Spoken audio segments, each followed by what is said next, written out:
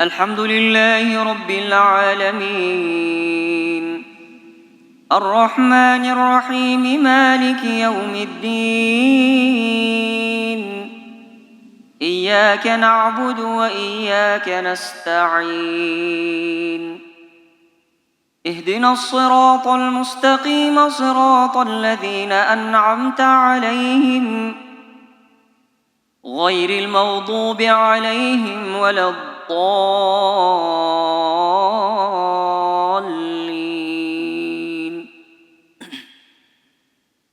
ولا تجادلوا أهل الكتاب إلا بالتي هي أحسن إلا الذين ظلموا منهم وقولوا آمنا بالذي أنزل إلينا وأنزل إليكم وإلهنا وإلهكم واحد ونحن له مسلمون وكذلك أنزلنا إليك الكتاب فالذين آتيناهم الكتاب يؤمنون به ومن هؤلاء من يؤمن به وما يجحد بآياتنا إلا الكافرون وما كنت تتلو من قبله من كتاب ولا تخطه بيمينك إذا لارتاب المبطلون بل هو آيات بينات في صدور الذين أوتوا العلم وما يجحد بآياتنا إلا الظالمون وقالوا لولا أنزل عليه آيات من ربه قل إنما الآيات عند الله وإنما أنا نذير مبين أولم يكفهم أنا أنزلنا عليك الكتاب يتلى عليهم إن في ذلك لرحمة وذكرى لقوم يؤمنون قل كفى بالله بيني وبينكم شهيدا يعلم ما في السماوات والأرض والذين آمنوا بالباطل وكفروا بالله أولئك هم الخاسرون ويستعجلونك بالعذاب ولولا أجل مسمى لجاءهم العذاب وليأتينهم بغتة وهم لا يشعرون يستعجلونك بالعذاب وإن جهنم لمحيطة بالكافرين يوم يغشاهم العذاب من فوقهم ومن تحت أرجلهم ويقول ذوقوا ما كنتم تعملون يا عبادي الذين آمنوا إن أرضي واسعة فإياي فاعبدون كل نفس ذائقة الموت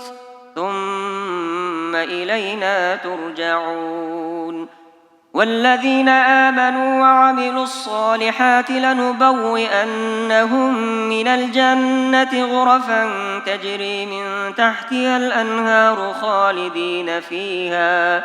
نعم أجر العاملين الذين صبروا وعلى ربهم يتوكلون وكأين من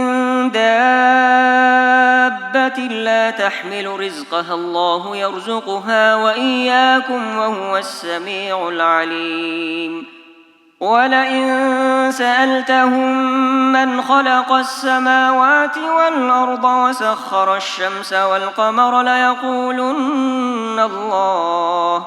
فأنى يؤفكون الله يبسط الرزق لمن يشاء من عباده ويقدر له إن الله بكل شيء عليم ولئن سألتهم من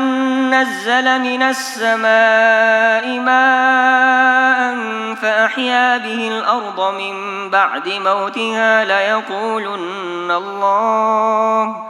قل الحمد لله بل أكثرهم لا يعقلون وما هذه الحياة الدنيا إلا لهو ولعب وإن الدار الآخرة لهي الحيوان لو كانوا يعلمون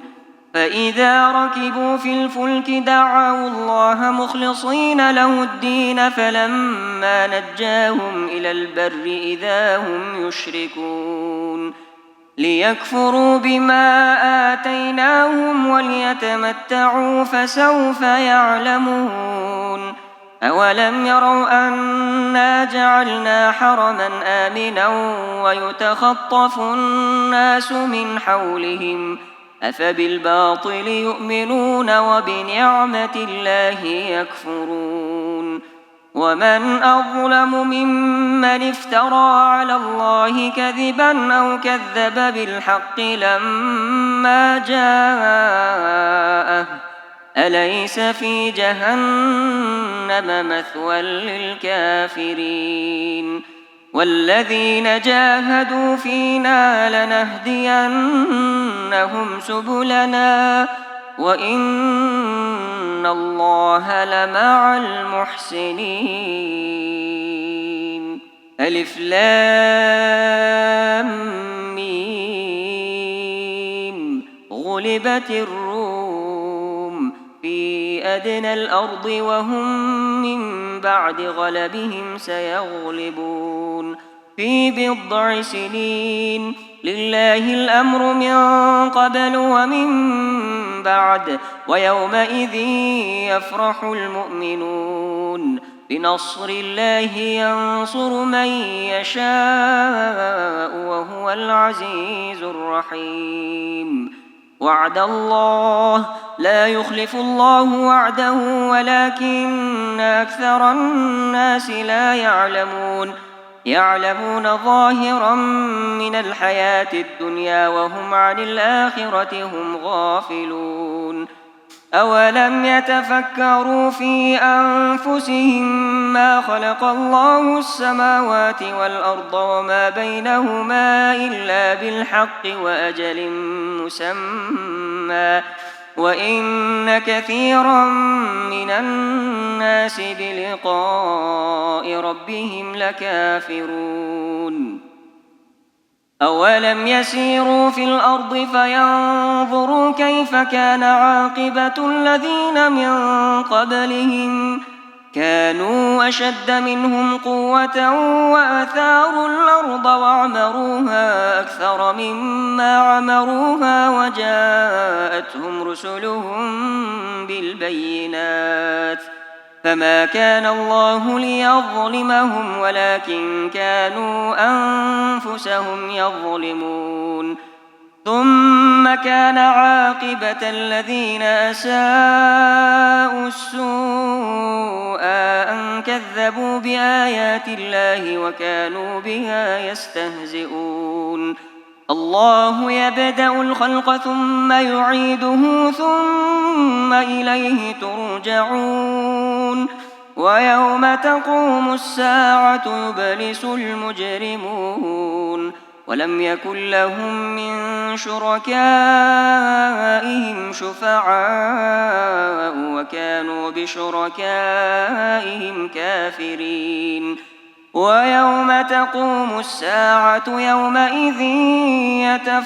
يتفرقون فأما الذين آمنوا وعملوا الصالحات فهم في روضة يحبرون وأما الذين كفروا وكذبوا بآياتنا ولقاء الآخرة فأولئك في العذاب محضرون فسبحان الله حين تمسون وحين تصبحون وله الحمد في السماوات والأرض وعشيا وحين تظهرون يخرج الحي من الميت ويخرج الميت من الحي ويحيي الأرض بعد موتها وكذلك تخرجون ومن آياته أن خلقكم من تراب ثم إذا أنتم بشر تنتشرون ومن آياته أن خلق لكم من أنفسكم أزواجا لتسكنوا إليها وجعل بينكم مودة ورحمة إن في ذلك لآيات لقوم يتفكرون ومن آياته خلق السماوات والأرض واختلاف ألسنتكم وألوانكم إن في ذلك لآيات للعالمين ومن آياته منامكم بالليل والنهار وابتغاؤكم من فضله إن في ذلك لآيات لقوم يسمعون ومن آياته يريكم البرق خوفا وطمعا وينزل من السماء ماء فيحيي به الأرض بعد موتها إن في ذلك لآيات لقوم يعقلون ومن آياته أن تقوم السماء والأرض بأمره ثم إذا دعاكم دعوة من الأرض إذا أنتم تخرجون وله من في السماوات والأرض كل له قانتون وهو الذي يبدأ الخلق ثم يعيده وهو أهون عليه وله المثل الأعلى في السماوات والأرض وهو العزيز الحكيم ضرب لكم مثلا من أنفسكم هل لكم مما ملكت أيمانكم من شركاء فيما رزقناكم فأنتم فيه سواء تخافونهم كخيفتكم أنفسكم كذلك نفصل الآيات لقوم يعقلون بل اتبع الذين ظلموا أهواءهم بغير علم فمن يهدي من أضل الله وما لهم من ناصرين فأقم وجهك للدين حنيفا فطرة الله التي فطر الناس عليها لا تبديل لخلق الله ذلك الدين القيم ولكن أكثر الناس لا يعلمون منيبين إليه واتقوه وأقيموا الصلاة ولا تكونوا من المشركين من الذين فرقوا دينهم وكانوا شيعا كل حزب بما لديهم فرحون وإذا مس الناس ضر دعوا ربهم منيبين إليه ثم إذا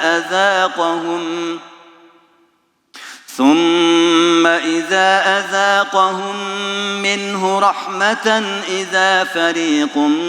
منهم بربهم يشركون وإذا مس الناس ضر دعوا ربهم منيبين إليه ثم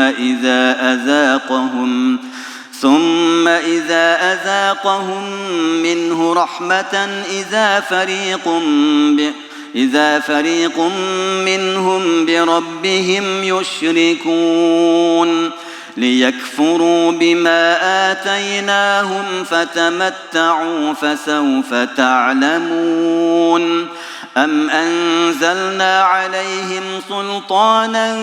فهو يتكلم بما كانوا به يشركون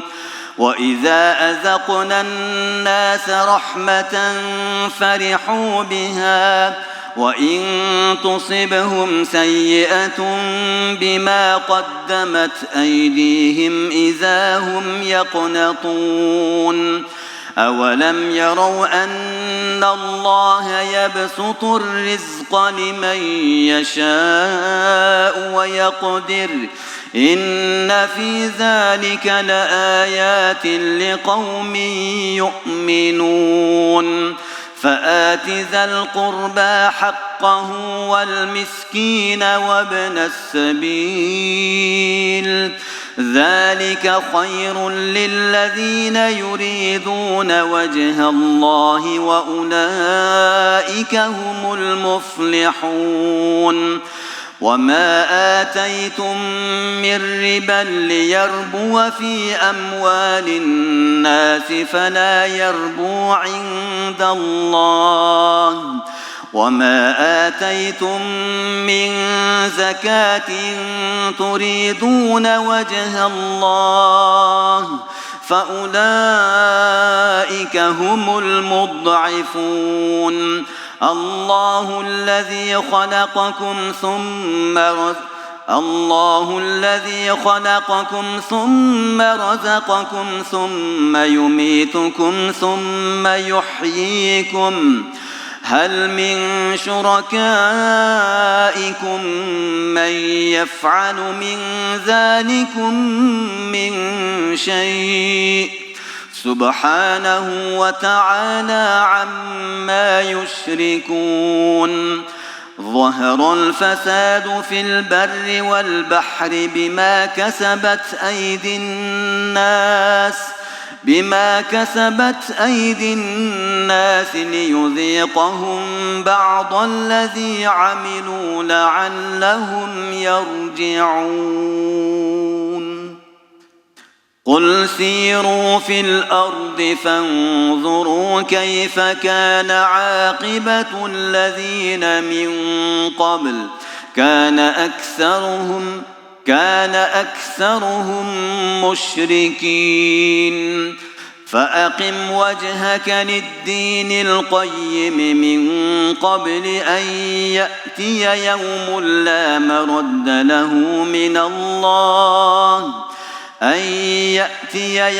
لا مرد له من الله يومئذ يصدعون من كفر فعليه كفره ومن عمل صالحا فلأنفسهم يمهدون ليجزي الذين آمنوا وعملوا الصالحات من فضله إنه لا يحب الكافرين ومن آياته أن يرسل الرياح مبشرات وليذيقكم من رحمته ولتجري الفلك بأمره ولتبتغوا من فضله ولعلكم تشكرون ولقد أرسلنا من قبلك رسلا إلى قومهم فجاءوهم بالبينات فانتقمنا من الذين أجرموا وكان حقا علينا نصر المؤمنين الله الذي يرسل الرياح فتثير سحابا فيبسطه في السماء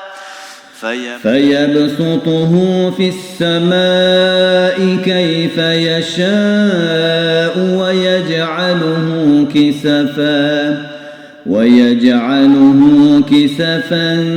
فترى الودق يخرج من خلاله فإذا أصاب به من يشاء من عباده إذا هم يستبشرون وإن كانوا من قبل أن ينزل عليهم من قبله لمبلسين فانظر إلى آثار رحمة الله كيف يحيي الأرض بعد موتها إن ذلك لمحيي الموتى وهو على كل شيء قدير ولئن أرسلنا ريحا فرأوه مصفرا لظلوا من بعده يكفرون فإنك لا تسمع الموتى ولا تسمع الصم الدعاء إذا ولوا مدبرين وما أنت بهاد العمي عن ضلالتهم إن تسمع إلا من يؤمن بآياتنا فهم مسلمون الله الذي خلقكم من ضعف ثم جعل من بعد ضعف قوة ثم جعل من بعد ضعف قوة ثم جعل من بعد قوة ضعفا وشيبة يخلق ما يشاء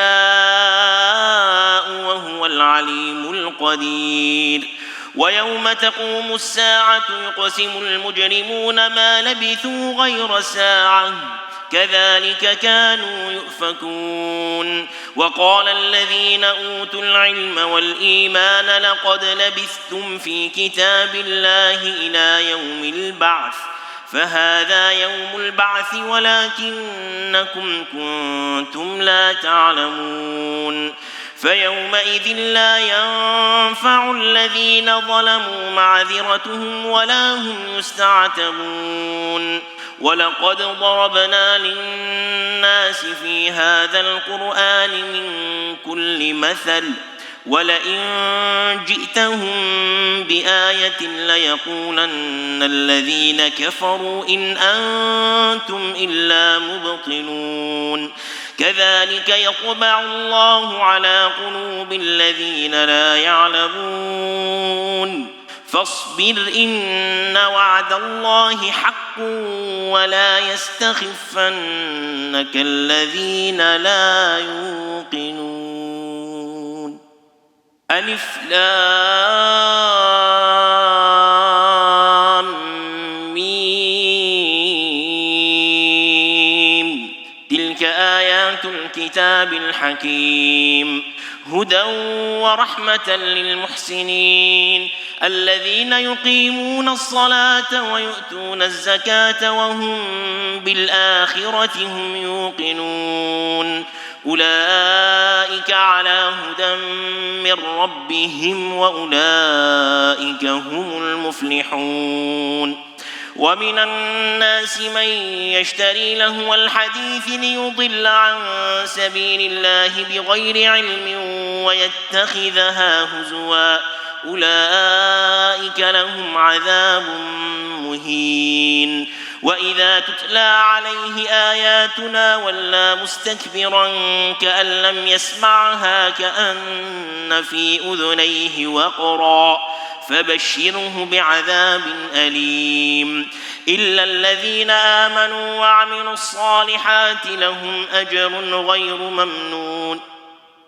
إلا الذين آمنوا وعملوا الصالحات لهم جنات النعيم خالدين فيها وعد الله حقا وهو العزيز الحكيم. خلق السماوات بغير عمد ترونها وألقى في الأرض رواسي أن تميد بكم وبث فيها من كل دابة وأنزلنا من السماء ماء مباركا فأنبتنا فيها من كل زوج كريم. هذا خلق الله فأروني ماذا خلق الذين من دونه بل الظالمون في ضلال مبين. ولقد آتينا لقمان الحكمة أن اشكر لله ومن يشكر فإنما يشكر لنفسه ومن كفر فإن الله غني حميد. وإذ قال لقمان لابنه وهو يعظه يا بني لا تشرك بالله إن الشرك لظلم عظيم. ووصينا الإنسان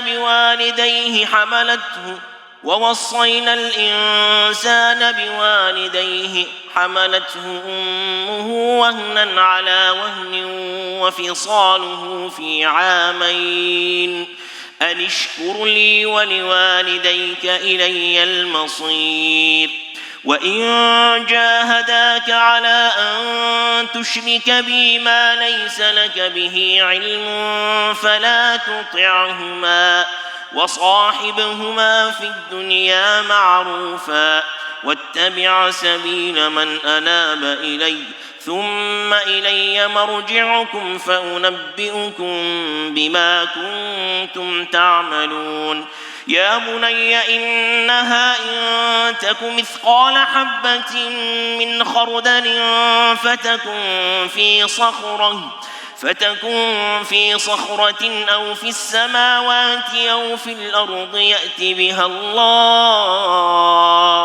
إن الله لطيف خبير. يا بني أقم الصلاة وأمر بالمعروف وانه عن المنكر واصبر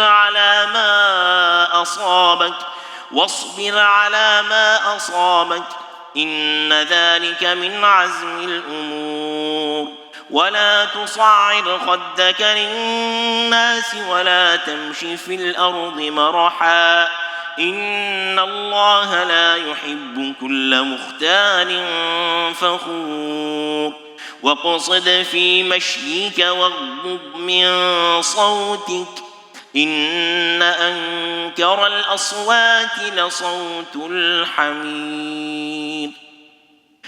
ألم تروا أن الله سخر لكم ما في السماوات وما في الأرض وأسبغ عليكم نعمه ظاهرة وباطنة ومن الناس من يجادل في الله بغير علم ولا هدى ولا كتاب منير. وإذا قيل لهم اتبعوا ما أنزل الله قالوا بل نتبع ما وجدنا عليه آباءنا أولو كان الشيطان يدعوهم إلى عذاب السعير. ومن يسلم وجهه إلى الله وهو محسن فقد استمسك بالعروة الوثقى فقد استمسك بالعروة الوثقى لا انفصام لها والله سميع عليم. فقد استمسك بالعروة الوثقى وإلى الله عاقبة الأمور. ومن كفر فلا يحزنك كفره إلينا مرجعهم فننبئهم بما عملوا إنه عليم بذات الصدور. نمتعهم قليلا ثم نضطرهم إلى عذاب غليظ ولئن سألتهم من خلق السماوات والأرض ليقولن الله قل الحمد لله بل أكثرهم لا يعلمون. لله ما في السماوات والأرض إن الله هو الغني الحميد. ولو أن ما في الأرض من شجرة أقلام والبحر يمده من بعده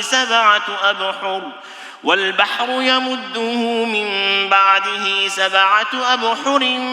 ما نفدت كلمات الله إن الله عزيز حكيم. ما خلقكم ولا بعثكم إلا كنفس واحدة إن الله سميع بصير. ألم تر أن الله يولج الليل في النهار ويولج النهار في الليل وسخر الشمس والقمر كل يجري إلى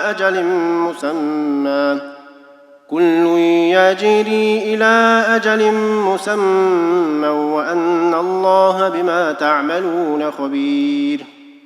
ذلك بأن الله هو الحق وأن ما يدعون من دونه الباطل وأن الله هو العلي الكبير. ألم تر أن الفلك تجري في البحر بنعمة الله ليريكم من آياته إن في ذلك لآيات لكل صبار شكور. وإذا غشيهم موج كالظلل دعوا الله مخلصين له الدين فلما نجاهم إلى البر فمنهم مقتصد وما يجحد بآياتنا إلا كل ختار كفور. يا أيها الناس اتقوا ربكم واخشوا يوما لا يجزي والد عن ولده ولا مولود هو جاز عن والده شيئا إن وعد الله حق فلا تغرنكم الحياة الدنيا ولا يغرنكم بالله الغرور. إن الله عنده علم الساعة وينزل الغيث ويعلم ما في الأرحام وما تدري نفس ماذا تكسب غدا وما تدري نفس بأي أرض تموت إن الله عليم خبير. ألف لام ميم تنزيل الكتاب لا ريب فيه من رب العالمين. أم يقولون افتراه بل هو الحق من ربك لتنذر قوما ما أتاهم من نذير من قبلك لعلهم يهتدون. الله الذي خلق السماوات والأرض وما بينهما في 6 أيام ثم استوى على العرش ما لكم من دونه من ولي ولا شفيع أفلا تتذكرون. يدبر الأمر من السماء إلى الأرض ثم يعرج إليه في يوم كان مقداره 1000 سنة مما تعدون ذلك عالم الغيب والشهادة العزيز الرحيم الذي أحسن كل شيء خلقه وبدأ خلق الإنسان من طين ثم جعل نسله من سلالة من ماء مهين ثم سواه ونفخ فيه من روحه وجعل لكم السمع والأبصار والأفئدة قليلا ما تشكرون وقالوا أئذا ضللنا في الأرض أئنا لفي خلق جديد بل هم بلقاء ربهم كافرون قل يتوفاكم ملك الموت الذي وكل بكم ثم إلى ربكم ترجعون ولو ترى إذ المجرمون ناكسوا رؤوسهم عند ربهم ربنا أبصرنا وسمعنا فارجعنا نعمل صالحا إنا موقنون ولو شئنا لآتينا كل نفس هداها ولكن حق القول مني لأملأن جهنم من الجنة والناس أجمعين فذوقوا بما نسيتم لقاء يومكم هذا إنا نسيناكم وذوقوا عذاب الخلد بما كنتم تعملون إنما يؤمن بآياتنا الذين إذا ذكروا بها خروا سجدا وسبحوا بحمد ربهم وهم لا يستكبرون الله أكبر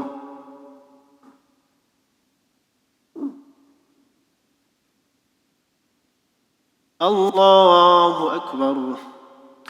تتجافى جنوبهم عن المضاجع يدعون ربهم خوفا وطمعا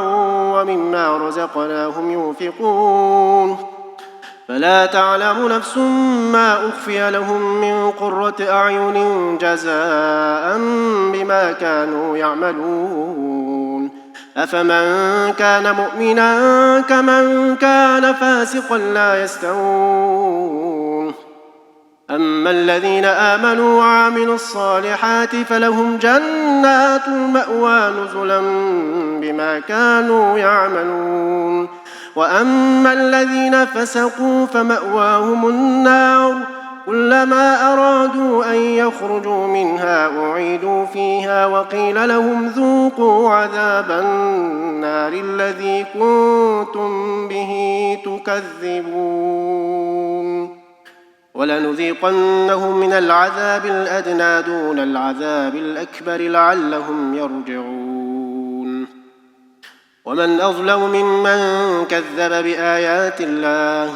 ومن أظلم ممن كذب بآيات الله ثم أعرض عنها إنا من المجرمين منتقمون ولقد آتينا موسى الكتاب فلا تكن في مرية من لقائه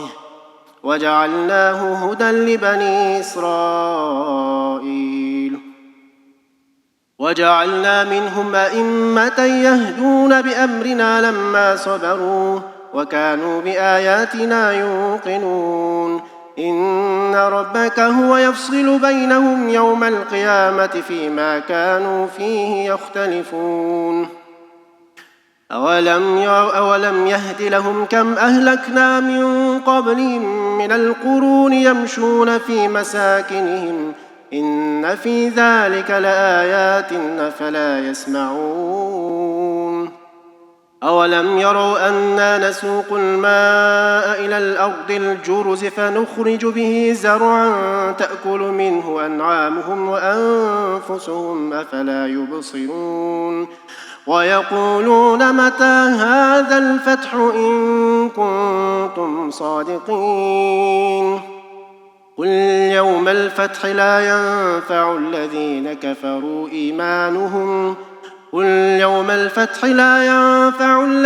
كفروا إيمانهم ولا هم ينظرون فأعرض عنهم وانتظر إنهم منتظرون. يا أيها النبي اتق الله ولا تطع الكافرين والمنافقين إن الله كان عليما حكيما. واتبع ما يوحى إليك من ربك إن الله كان بما تعملون خبيرا. وتوكل على الله وكفى بالله وكيلا. ما جعل الله لرجل من قلبين في جوفه وما جعل أزواجكم اللائي تظاهرون منهن أمهاتكم وما جعل أدعياءكم أبناءكم ذلكم قولكم بأفواهكم والله يقول الحق وهو يهدي السبيل. ادعوهم لآبائهم هو أقسط عند الله فإن لم تعلموا آباءهم فإخوانكم في الدين ومواليكم وليس عليكم جناح فيما أخطأتم به ولكن ما تعمدت قلوبكم وكان الله غفورا رحيما. النبي أولى بالمؤمنين من أنفسهم وأزواجه أمهاتهم وأولو الأرحام بعضهم أولى ببعض في كتاب الله من المؤمنين والمهاجرين إلا أن تفعلوا إلى أوليائكم معروفا كان ذلك في الكتاب مسطورا. وإذ أخذنا من النبيين ميثاقهم ومنك ومن نوح وإبراهيم وموسى وعيسى بن مريم وأخذنا منهم ميثاقا غليظا ليسأل الصادقين عن صدقهم وأعد للكافرين عذابا أليما. يا أيها الذين آمنوا اذكروا نعمة الله عليكم إذ جاءتكم جنود فأرسلنا عليهم ريحا وجنودا لم تروها وكان الله بما تعملون بصيرا. إذ جاءوكم من فوقكم ومن أسفل منكم وإذ زاغت الأبصار وبلغت القلوب الحناجر وتظنون بالله الظنونا هنالك ابتلي المؤمنون وزلزلوا زلزالا شديدا. وإذ يقول المنافقون والذين في قلوبهم مرض ما وعدنا الله ورسوله إلا غرورا. وإذ قالت طائفة منهم يا أهل يثرب لا مقام لكم فارجعوا ويستأذن فريق منهم النبي يقولون إن بيوتنا عورة وما هي بعورة إن يريدون إلا فرارا ولو دخلت عليهم من أقطارها ثم سئلوا الفتنة لآتوها وما تلبثوا بها إلا يسيرا. ولقد كانوا عاهدوا الله من قبل لا يولون الأدبار وكان عهد الله مسؤولا.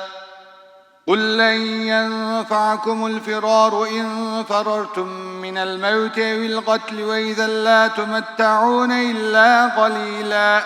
قل من ذا الذي يعصمكم من الله إن أراد بكم سوءا أو أراد بكم رحمة ولا يجدون لهم من دون الله وليا ولا نصيرا. قد يعلم الله المعوقين منكم والقائلين لإخوانهم هلم إلينا ولا يأتون البأس إلا قليلا أشحة عليكم فإذا جاء الخوف رأيتهم ينظرون إليك تدور أعينهم كالذي يغشى عليه من الموت فإذا ذهب الخوف سلقوكم بألسنة أشحة على الخير فإذا ذهب الخوف سلقوكم بألسنة حداد أشحة على الخير أولئك لم يؤمنوا فأحبط الله أعمالهم وكان ذلك على الله يسيرا يحسبون الأحزاب لم يذهبوا وإن يأتي الأحزاب يودوا لو أنهم بادون في الأعراب يسألون عن أنبائكم ولو كانوا فيكم ما قاتلوا إلا قليلا لقد كان لكم في رسول الله أسوة حسنة لمن كان يرجو الله واليوم الآخر وذكر الله كثيرا ولما رأى المؤمنون الأحزاب قالوا هذا ما وعدنا الله ورسوله وصدق الله ورسوله وما زادهم إلا إيمانا وتسليما من المؤمنين رجال صدقوا ما عاهدوا الله عليه فمنهم من قضى نحبه ومنهم من ينتظر وما بدلوا تبديلا ليجزي الله الصادقين بصدقهم ويعذب المنافقين إن شاء أو يتوب عليهم إن الله كان غفورا رحيما ورد الله الذين كفروا بغيظهم لم ينالوا خيرا وكفى الله المؤمنين القتال وكان الله قويا عزيزا وأنزل الذين ظاهروهم من أهل الكتاب من صياصيهم وقذف في قلوبهم الرعب فريقا تقتلون وتأسرون فريقا وأورثكم أرضهم وديارهم وأموالهم وأرضا لم تطئوها وكان الله على كل شيء قديرا يا أيها النبي قل لأزواجك إن كنتن تردن الحياة الدنيا وزينتها فتعالين أمتعكن ويسرحكن سراحا جميلا وإن كنتن تردن الله ورسوله والدار الآخرة فإن الله أعد للمحسنات منكن أجرا عظيما يا نساء النبي من يأت منكن بفاحشة مبينة يضاعف لها العذاب ضعفين بفاحشة مبينة يضاعف لها العذاب ضعفين وكان ذلك على الله يسيرا